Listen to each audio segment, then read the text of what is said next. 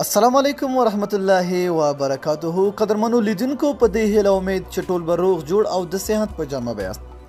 قدرمنو په نننۍ ویډیو کې به زه تاسو ته وایم چې تاسو څنګه کولی شئ چې یو دوه کسانو د ټلیفون خبرې هغه په خپل موبایل کې واورئ، یعنې د هغوی ټلیفون تاسو هیک کړئ چې هغه چا سره خبرې کوي، هغه چاته میسیجونه کوي، چې هر څه خپل موبایل کې کوي. بالکل تاسو ته به معلومات کیږي چې یاره دغه کس دې کس سره خبرې وکړي، په دغه ټایم دغه وخت باندې دونه خبرې وکړي.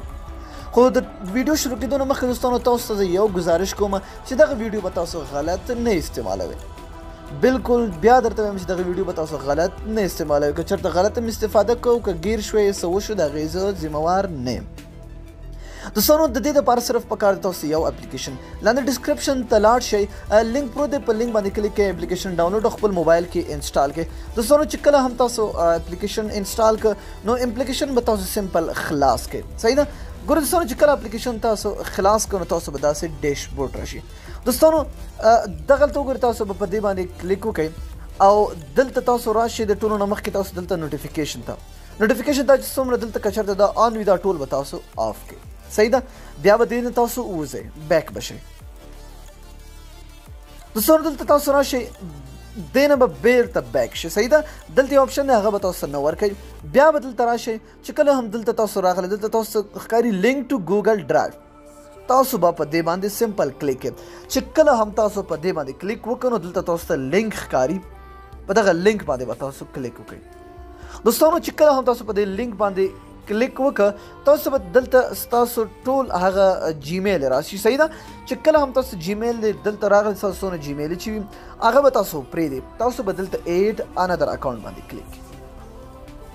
چې کله هم تاسو ایډ انادر اکاونټ باندې کلیک کړه تاسو نه به دلته تاسو به خپل پاسورډ دلته ورکړئ، خپل د موبایل چې کوم پیټرن وي هغه وي، نو تاسو نه به دلته جیمیل آی ډي غواړي. ټول کار زموږ دوستانو دغلته دی.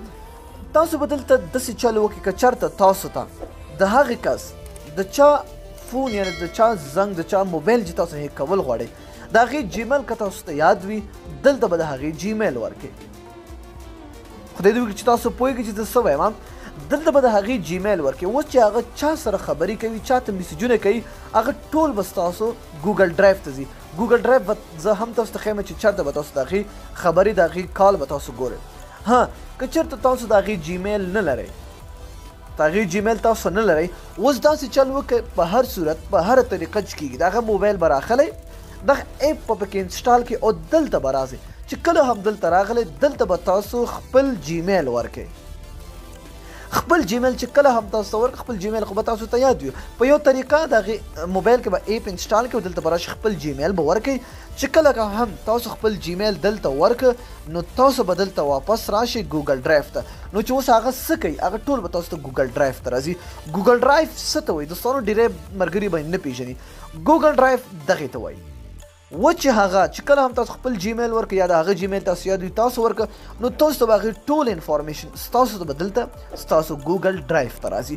چې هغه کله خبرې کړي، هغه چا سره خبرې کړي، ټول معلومات به هغه تاسو ته ستاسو ګوګل ډرایو ته راځي. نو دوستانو یو ځل بیا درته وایم چې دغه ویډیو غلط مه استفاده کوئ، غلطه فایده ترې نه مه اخلئ. نو دوستانو که ویډیو مو خوښه وي ویډیو در سره حتما لایک کړئ. تر بیا بلې ویډیو د الله په امان په دعاګانو کې مې یاد ساتئ.